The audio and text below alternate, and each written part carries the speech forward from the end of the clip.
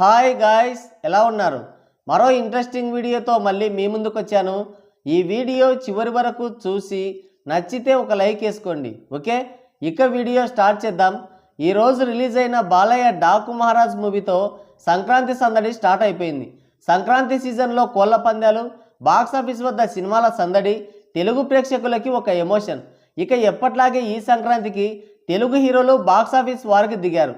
Game చేంజర్తో శరణమన్నయ్య, Daaku మహారాజ్తో Balayya, సంక్రాంతికి వస్తున్నాం సినిమాతో వెంకటేష్. ముక్కోన పోటీ ఏర్పడింది. అయితే పేరుకే త్రిముఖ పోటీ అయినా కానీ అసలైన పోరు మాత్రం గేమ్ చేంజర్ డాకు మహారాజ్ మధ్య జరుగుతుంది. ఈ రెండు సినిమాలు రిలీజ్ అయ్యాయి. మరి ఈ సంక్రాంతికి ఒక మంచి మూవీ చూడాలంటే ఈ రెండిట్లో ఏది బెటర్ అనేది ఇప్పుడు చూద్దాం.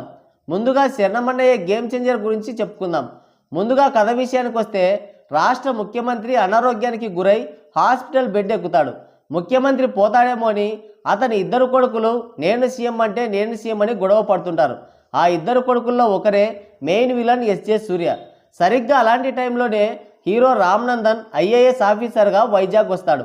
వచ్చి రాగానే అవినీతిపై ఉక్కుపాదం మోపుతాడు. ఆ క్రమంలో ఎస్జే సూర్య మనుషుల్ని కూడా టార్గెట్ చేస్తారు. అలా వాళ్ళిద్దరి మధ్య ఘర్షణ జరుగుతుండగానే ముఖ్యమంత్రి చనిపోతాడు. ఆయన చనిపోక ముందే ఐఏఎస్ రామ్ నందన్ని ముఖ్యమంత్రిని చేయాలని ఒక వీడియో రికార్డ్ చేసి మరీ చనిపోతాడు. హీరో రామ్ నందన్ని ఎందుకు సీఎం చేయాలనుకున్నాడు? అప్పన్నకి రామ్కి సంబంధం ఏంటి? మరి ఐఏఎస్ రామ్ నందన్ ముఖ్యమంత్రి అయ్యాడా లేదా అనేది మిగతా స్టోరీ. ఇక సినిమా ఎలా ఉందంటే అలానే ఉంది. భారతీయుడి సీక్వెలే బెటర్ ఏమో అనిపించింది. ఎందుకంటే అందులో కొన్ని సీన్స్ లాస్ట్ ఫైట్ అన్నా చాలా బాగుంటాయి. కానీ ఇందులో హై ఇచ్చే మూమెంట్ ఒక్కటి ఉండదు, ఒక ఎమోషన్ ఉండదు. ఆడియన్స్తో సంబంధం లేకుండా సినిమా అలా వెళ్ళిపోతూనే ఉంటుంది. మనం మాత్రం గోడకేసి కొట్టిన పిడకల అలానే ఉండిపోతాం. నవ్వటం కానీ, ఏడవటం కానీ, టెన్షన్ పడటం కానీ ఎటువంటి నవరసాలు పలికించలేం. డైరెక్టర్ ఏం చెప్పాలనుకున్నాడో ఇప్పటికీ ఆయన కూడా తెలిసి ఉండదు. మనకు అర్థం కాకూడదని చాలా జాగ్రత్తగా తీశాడు సినిమాని. పైగా సోషల్ క్లాసులు కూడా ఉంటాయి. ఈ సినిమా చూస్తే గ్రూప్స్కి ప్రిపేర్ అవ్వడానికి కావాల్సిన క్వశ్చన్ అండ్ ఆన్సర్స్ అన్నీ దొరుకుతాయి. ఒక క్యారెక్టర్కి కూడా యాక్టింగ్కి స్కోప్ లేకుండా చాలా పగడ్బందీగా రాసుకున్నాడు స్టోరీని శంకరమన్నయ్య. హీరో క్యారెక్టర్ మల్టీ యూనివర్స్లో ఉన్నట్టుంటుంది. ఐపీఎస్ అవుతాడు, మళ్ళీ ఐఏఎస్ అవుతాడు, ముఖ్యమంత్రి అవ్వబోతాడు, అక్కడ పక్కకి తంతే మళ్ళీ ఎలక్షన్ కమిషనర్గా వస్తాడు. ఇంకా సంవత్సరం టైం ఉండగానే అర్జెంటుగా ఎలక్షన్లు ఎందుకు వస్తాయో ఇప్పటికీ క్లారిటీ ఉండదు. ఒక సీఎం క్యాండిడేట్ కేవలం ఒక వైజాగ్లోనే రిగ్గింగ్ చేయాలని చూస్తాడు. తీరా ఎలక్షన్లు అయిపోయిన తర్వాత ఒక ఎలక్షన్ కమిషనర్గా ఉన్న రామ్ నందన్ సీఎం అవుతాడు. రాజ్యాంగంలో ఈ వెసులుబాటు ఎక్కడుందో అని పుస్తకాలు తిరిగేస్తున్నారు మన రాజకీయ నాయకులు. సెకండ్ హాఫ్లో అప్పన్న క్యారెక్టర్ ఒక 15 నిమిషాలు ఉంటుంది. అది కూడా ఇన్కంప్లీట్గా మిగిలిపోతుంది. అసలు ఏంది, ఏం సినిమారా దేవుడు అని తలలు బాదుకుంటాం. వీటికి తోడు ఒక చెత్త లవ్ ట్రాక్, అది ఎందుకో అర్థం కాదు. హీరో హీరోయిన్ కలుసుకుంటారు, విడిపోతారు, మళ్ళీ కలుసుకుంటారు. మనం మాత్రం దేబ్యమొక్కలు వేసుకొని అలానే చూస్తూ ఉండిపోతాం. లెక్క బొక్క టైం బొక్క అన్నట్టుగా ఆలోచిస్తూ ఉండిపోతాం. గేమ్ చేంజర్ మూవీ ఈ సంక్రాంతికి అన్ఫిట్ మూవీ. ఆ మాటకు వస్తే సినిమానే పెద్ద బొక్క. ఇక డాకు మహారాజ్. ముందుగా కథ విషయానికి వస్తే, ఒక పెద్దింటి పాపకి పెద్ద కష్టం వస్తుంది. అది తెలుసుకున్న డాకు మహారాజ్ జైలు నుంచి తప్పించుకొని వచ్చి ఆ పాపని ప్రొటెక్ట్ చేస్తూ ఉంటాడు. అలాంటి టైంలో మెయిన్ విలన్కి హీరోకి మధ్య పెద్ద ఫైట్ జరుగుతుంది. అక్కడితో ఫస్ట్ హాఫ్ ఎండ్ అవుతుంది.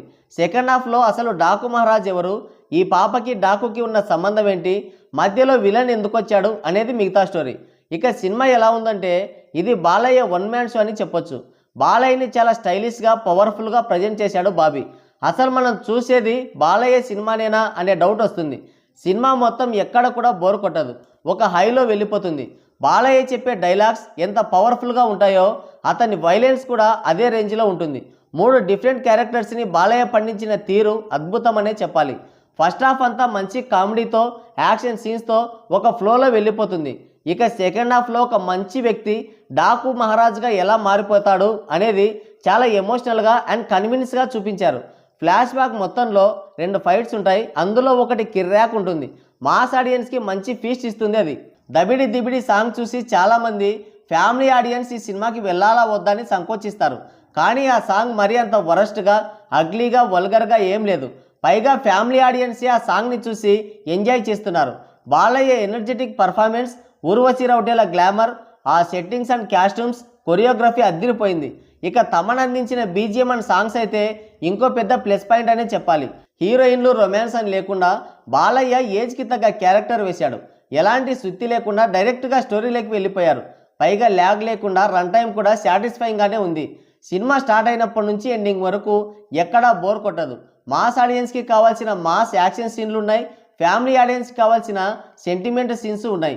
గేమ్ చేంజర్, డాకు మహారాజ్, ఈ రెండింటిలో ఈ సంక్రాంతికి ఏది బెటర్ అంటే నా చాయిస్ వచ్చేసి డాకు మహారాజ్.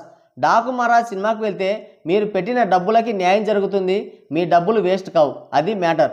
మరి డాకు మహారాజ్, గేమ్ చేంజర్ ఈ రెండింటిలో ఏది బెస్ట్ అని మీరు అనుకుంటున్నారో మీ అమూల్యమైన అభిప్రాయాన్ని కింద కామెంట్ సెక్షన్లో కామెంట్ చేయండి.